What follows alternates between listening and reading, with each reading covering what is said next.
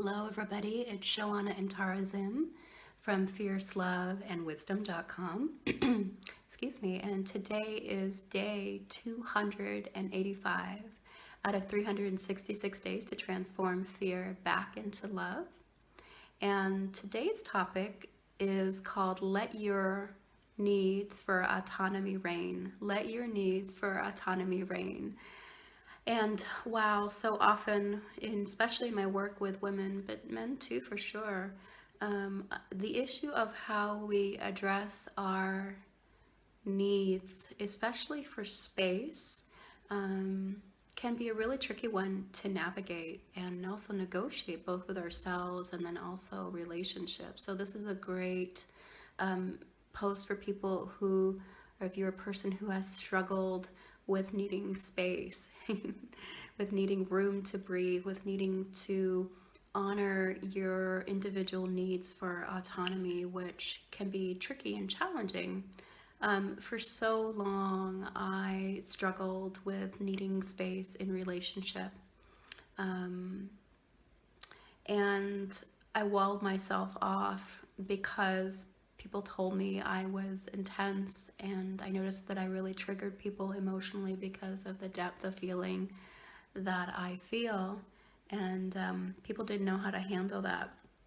And I'm just wondering, if you have uh, struggled with the need for personal space, or how you've really navigated that. A lot of people tell me that it can be really tricky in relationship to negotiate needs for space, and it can certainly trigger another person's, fears of feeling abandoned or left alone.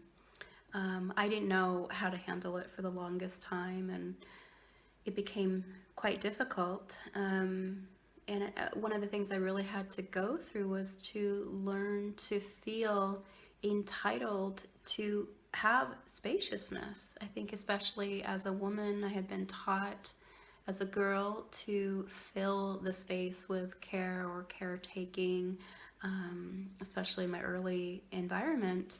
And so it took me a long time to really untangle the confusion that I felt around space and relationship and taking what was mine.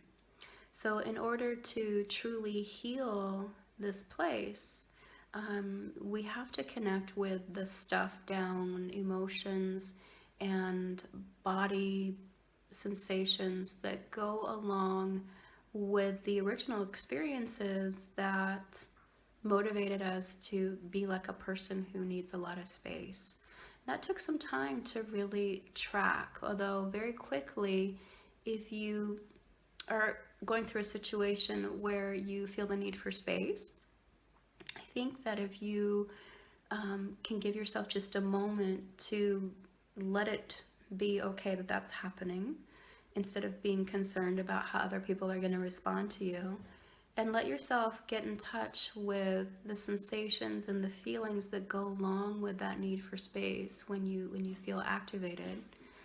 What can happen is that you can really start to get a sense of the lay of the land of when that initial thing arose, and when, sort of a sense of how old you might have been, and you must really make it okay to have that space to do that.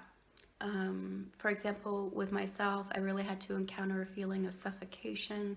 There were difficult body sensations like feeling really tight in my chest. So step one is to really track the body sensations that go along with the emotion and the activating presence of feeling like you need space. And you want to do this in a really safe place, a place where you feel comfortable, a place where you feel supported. It really needs to be felt, and once it's actually felt in a way that's compassionate and also supportive, you can really bring in compassion. So for me, when I felt suffocated, when I felt kind of breathless, I would just literally, and I'm doing this now, I would breathe in the love that I feel in my heart. And in the exhale, with consciousness, allow it to permeate, marinate, and saturate the place where the activation lives or has lived in my body. So for me, upper chest. For you, it might be your stomach, or it might be your shoulder. The power of your love is amazing. The power of your capacity to direct love, to allow love, to let in love in those places that may have been separate from it, is truly going to transform it. And so right now I'm just noticing I feel more of a spaciousness. I feel more relaxed in my shoulders. I can do a little boogie dance.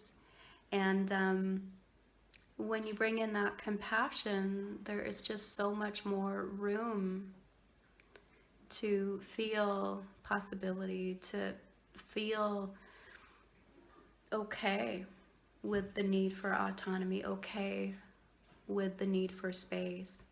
And from there, what I would encourage you to do is just see what opens. There's nothing that needs to happen. There's no expected outcome.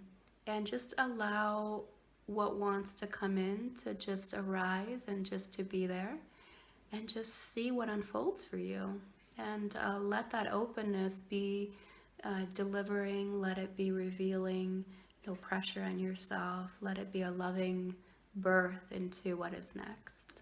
So I hope this has been helpful for you. I'd love to hear how you've navigated and journeyed with your needs for space.